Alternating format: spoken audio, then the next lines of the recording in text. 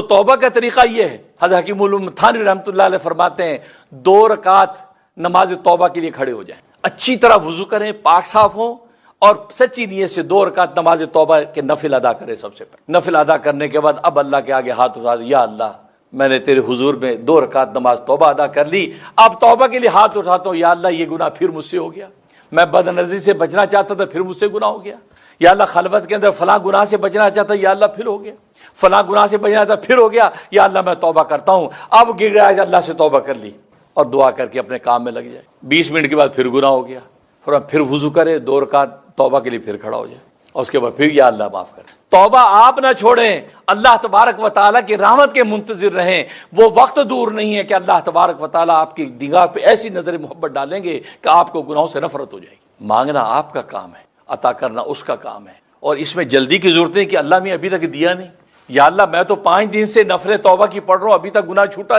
نہیں۔ مالی دا کم پانی لانا پر مشکاں لاوے، مالی جو ہوتا اس کا کام پانی لگانا، پودوں کو بھر کے مشکیں لگا، بس۔ مالک دا کام پھل لانا، لاوے یا نہ لاوے، اس مالی کا کام ہے پھل لگاتا یا نہیں لگاتا، وہ لگائے یا نہیں لگا، آپ کا کام نہیں۔ آپ پانی کسے سینچتے رہے ان پودوں کو، اب وہ جب چاہے گا پھول بوٹے اگ جائیں گے۔ اور آج ہمارا یہ ہم بندگی کے ساتھ ساتھ اللہ کو خدائی بھی سکھاتے ہیں کہ اللہ میاں 5 دن سے تہجد پڑھ رہا ہوں، ابھی تک توبہ قبولی پھر گناہ ہو گیا، فلاں مانگا تھا ابھی تک ملا نہیں۔ بھئی یہ دینا خدائی ہے، عطائی اس کا کام ہے، آپ اس کے ذمہ چھوڑیں۔ یا اللہ تیرا کام خدائی کرنا، ہمیں خدائی کرنی نہیں آتی، ہم آپ کو مشورے دے رہے خدائی کے، ہمارا کام بندگی، ہمارا مانگنا کام، یا اللہ معاف کرنا۔ توبہ کرتے رہیں، توبہ کرتے رہیں، توبہ کرتے رہیں۔ اللہ نے خود کہا وَمَن تَابَ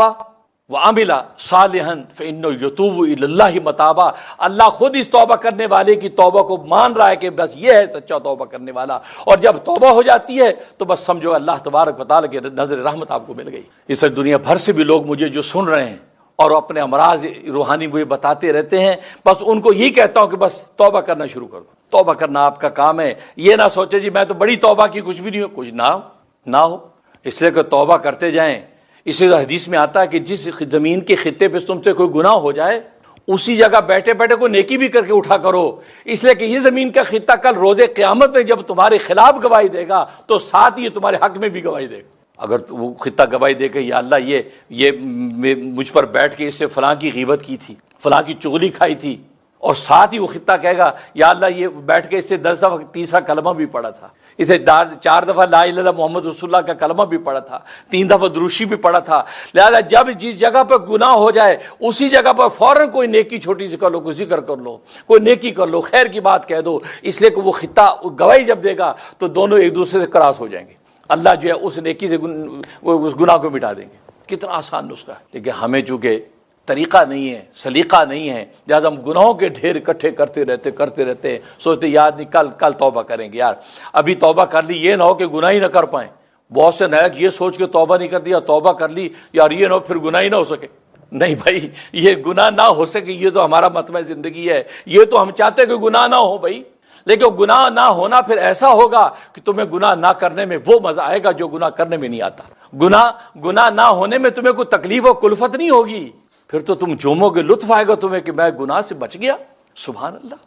کوئی نیکی کرو گے تو اس نیکی کا ایسا لطف محسوس کرو گے کہ واہ واہ سبحان اللہ، یہ تسکین قلب اللہ عطا کریں گے، یہ ایسا مزہ تمہیں آئے گا اس گناہ کے چھوٹنے میں جیسے چٹنی روٹی کھانے کا آتا ہے۔ چٹنی روٹی کھاتے تو سی ہوتا ہے نا، سی لگ رہی، مرچیں لگ رہی ہیں، لسی کا گھونٹ بھی پی رہا ہے، کرارے کباب کھا رہا ہے، سی بھی کر رہا ہے لیکن لسی کا گھونٹ بھی پی رہا ہے، لوگ کہتے ہیں یار مرچیں لگ رہی چھوڑ دو، نہیں یار کیا بات کر رہے ہو، جو مزہ اس میں ہے بریانی اور قورمے میں نہیں ہے۔ اب یہ جو گناہ چھوٹنے کے وقت میں جو آپ کو بظاہر بے چینی فیل ہو رہی ہے، یہ ایسی سی ہوگی آپ کو اس سی کرنے میں مزہ آئے گا۔ اس لیے یہ پریشان نہ ہو کہ یار توبہ کر لی یار پھر گناہ ہی نہیں ہوگا۔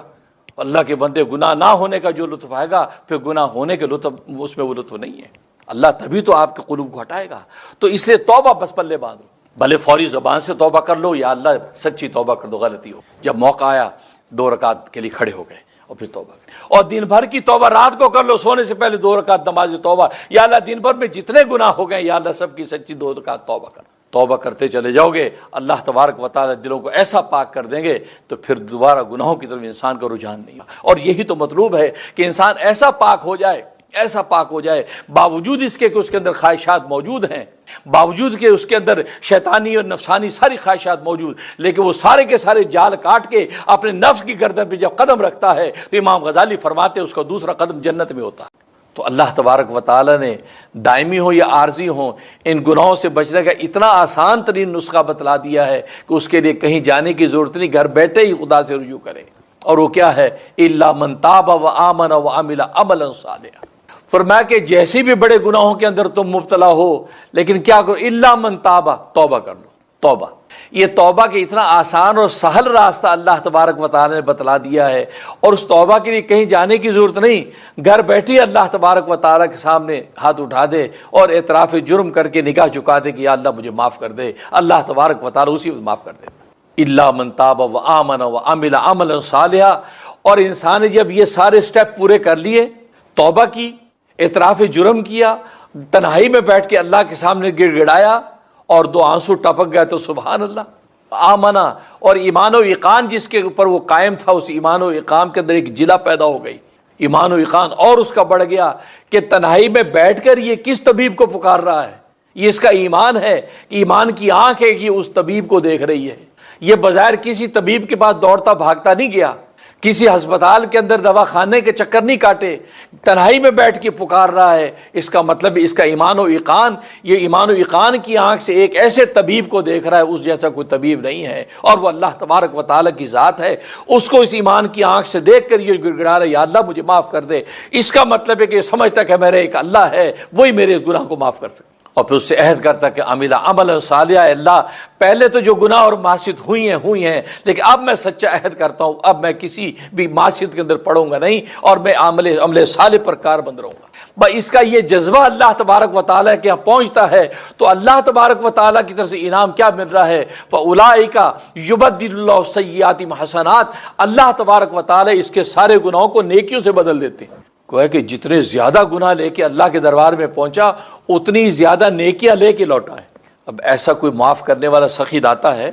حالانکہ آپ دنیا کے اندر دیکھتے ہیں بڑا کریم شخص ہو، آپ اس سے جا کے معافی مانگیں تو وہ کہتے جی میں نے دل سے تمہیں معاف کر دیا، بس وہ اتنا کہنا ہی بہت بڑا احسان سمجھیے، معاف کر دیا۔ یہ نہیں کہ معاف کرنے کے بعد مزید آپ پر کوئی مہربانیاں کرے، آؤ بھگت بھی کرے، آپ کو کھانے کھلانے کے لیے دسترخوان بھی بچھا دے کہ جی ٹھیک ہے بہت اچھا میں نے دل سے معاف کر دیا، السلام علیکم جائیے۔ تو خود معاف کرنا اٹ سیلف اس کو یہ بہت بڑا احسان سمجھتا ہے، میں نے معاف کر دیا، بھائی بہت بڑا احسان کیا۔ لیکن اللہ تبارک و تعالیٰ کی شان دیکھو کہ جب یہ معافی مانگنے والا گناہ گار جب ہاتھ اٹھاتا ہے اللہ مجھے معاف کر دے، مجھ سے میں نے توبہ کی ہے سچی، مجھ سے خطا ہو گئی، میں اعتراف جرم کرتا ہوں، اللہ تبارک و تعالیٰ نہ صرف معاف کر دیتے ہیں بلکہ کیا کرتے ہیں، اس کے سارے جو گناہ تھے ان کو نیکیوں میں بدل دیتے ہیں۔ اسی لیے تو غفور کے ساتھ رحیم کی بھی قید اللہ لگاتے، غفور الرحیم، اللہ غفور خوب معاف کرنے والا بھی ہے، اور معاف کرنے پر اکتفا نہیں کرتا بلکہ رحیم بھی، مزید مہربانیاں بھی انڈیل دیتا ہے۔ یعنی اللہ کو توبہ اتنی پسند ہے کہ اللہ تبارک و تعالیٰ اس گناہ کو معاف کرنے کے ساتھ ساتھ اپنی رحمت کی ایسی چادر اس کے اوپر جو انڈیلتا ہے کہ اس کو مقام قرب کا ایک ایسا اونچی منزل اور مقام عطا کر دیتے ہیں کہ جو توبہ اور معافی کے بغیر اس کو ملنی نہیں تھی، اس لیے کہ توبہ کے بعد اللہ کی قرب کی ایک اور منزل اس کو عطا ہو جاتی۔ تو فرمایا اولئک یبدل اللہ السیئات حسنات، اللہ ان کے گناہوں کو نیکیوں سے بدل دیتے ہیں۔ تو گویا کہ جو جتنا بڑا گناہگار اللہ تبارک و تعالیٰ کے دربار کے اندر جھولی پھیلاتا ہے، اللہ تبارک و تعالیٰ اتنا ہی بڑا نیکوکار کر کے اس کو گھر واپس لوٹاتے ہیں۔ یہ نہیں کہ اس کی تختی کا سارا صفحہ صاف کر دے، گناہ معاف ہو گئے جاؤ، اب خالی صفحے لے کے آ گیا، اب دوبارہ سے نیکیاں کر کے اس کو بھرے گا، نہیں، جہاں جہاں صفحات کے اندر اعمال نامے گناہ لکھے تھے اللہ ان کو مٹا کر وہاں نیکیاں بھر دے گا۔ حلال بھی دیکھ رہے ہیں، حرام بھی دیکھ رہے ہیں، نہیں، ہماری نگاہوں پہ اس کا پہرا کہ جس نے ہمیں نگاہ عطا کی۔ خود وہ قرآن میں کہتا ہے اللہ یعلم خائنۃ الاعین وما تخفی الصدور، اللہ تمہاری آنکھوں کی چوری کو جانتا ہے اور جانتا ہے جو تمہارے دلوں کے اندر ہے۔ اب ہم نے بند کمرے بیٹھ کے سوشل میڈیا پہ ہر خرافات دیکھ لی تو اس میں کسی نے دیکھا نہیں، اور اس کے بعد جیسے کوئی آیا سورۃ الرحمن لگا لی، الرحمن علم القرآن، ماشاءاللہ بچہ قرآن سن رہا ہے۔ اللہ نے کہا میں نے دیکھ لی، اگر ابا کو پتہ بھی چل جائے گا تو ابا کیا کرے، ایک چانٹا ہی مار دے گا، ڈانٹ دے بس، لیکن ربا نے جو دیکھ لیا ہے اور ربا چھوڑنے والا نہیں ہے، کل روز قیامت میں جواب دینا پڑے گا۔ اس سے اگر بچ سکتے ہو تو پھر بات کرو، اگر اس سے بچ نہیں سکتے تو پھر تمہارا یہ کہنا کہ مجھے کسی نے دیکھا نہیں، نہیں، اللہ نے خود کہہ دیا اللہ یعلم خائنۃ الاعین، اللہ تمہاری آنکھوں کی چوری کو جانتا ہے۔ ہم نے آنکھ مار دی، آنکھ میں چیری کے اندر کسی کو دیکھ لیا، گناہ کو دیکھ لیا، معصیت نامحرم کے چہرے پہ نظر ڈال دی، معصیت کو دیکھ لیا اور کسی کو دیکھا نہیں، ہمارا تقوی للہ باقی نہیں، اللہ نے کہا میں نے دیکھ لیا۔ اور پھر اس کو دیکھنے کے بعد تم نے دلوں کے اندر جو پلاننگ قائم کی، گناہ کی، معصیت کے جو جال بن لی ہیں، فرمایا وہ جال بھی مجھے پتہ ہے، تمہارے اگلے تمہارے ارادے کیا ہیں۔ اب تم ٹیکس کرو گے، اب کافی کے آفر کرو گے، پھر تم وہاں لے کے چلو گے، کہاں کہاں تم پہنچو گے، فرمایا کہ سب مجھے پتہ ہے، وہاں کیا جواب دوں۔ تو یہ ہے، تو یہ آنکھوں کی چوری اللہ دیکھ رہا ہے۔ آج ہم روڈ پہ لگے کیمرے کی، کوئی آنکھ سے تو گھبرا جاتا ہے، کیمرہ بھائی سپیڈ ایسا کرو ٹکٹ آ جائے گی۔ اس کیمرے کو تو دیکھا، اللہ کی آنکھوں کا جو کیمرہ ہمارے اوپر فٹ ہے، اس کا بھی کبھی تصور باندھو، اس کا جواب کیا دیں گے۔ حضرت حکیم الامتحان رحمۃ اللہ علیہ بقول دنیا میں ایک درد ہو تو 10 درد مند آ جاتے ہیں، اجی آپ کو درد ہے، ٹینر لاؤں، آپ کو ایڈویل دوں، ارے میں آپ کا سر دبا دوں، ارے آپ کی مالش کر دوں۔ فرمایا دنیا میں ایک درد پر 10 درد مند آتے ہیں، لیکن قبر و حشر کے اندر کوئی درد اٹھا تو اس درد مند کے لیے، اس کے لیے کوئی درد مند نہیں ہے، اس درد کو نمٹانے والا اب کوئی نہیں ہے، وہ اللہ تبارک و تعالیٰ کی رحمت و فضل کے بغیر اب کوئی گزارا نہیں۔ اس حشر کا تصور رکھ کے چلو۔ یہ معرفت تو اللہ تبارک و تعالیٰ کی معرفت انسان کو جب حاصل ہوتی ہے، ظاہر مجاہدہ چاہیے، قلت طعام، اور پھر یہ قلت سے مراد اعتدال ہے۔ قلت سے مراد یہ نہیں کہ آپ کی جو کیپیسٹی ہے 2 روٹی کھانے کی، آپ 2 روٹی کھا لیں، اس کا یہ مطلب نہیں کہ آپ جو بالکل آدھی چپاتی کھائیں۔ ہر ایک کی باڈی کا اپنا ایک وہ ہوتی ہے، چاہت ہوتی ہے، اپنے باڈی کے حساب سے آپ اس کو تھوڑا سا کم اعتدال میں لے آئیں۔ اعتدال مقصود ہے، لیکن ایک دفعہ کو قلت کے اندر ڈال کر مجاہدے جب کرائے جاتے ہیں، اس کا فائدہ یہ ہوتا ہے کہ انسان میں اعتدال آ جاتا ہے۔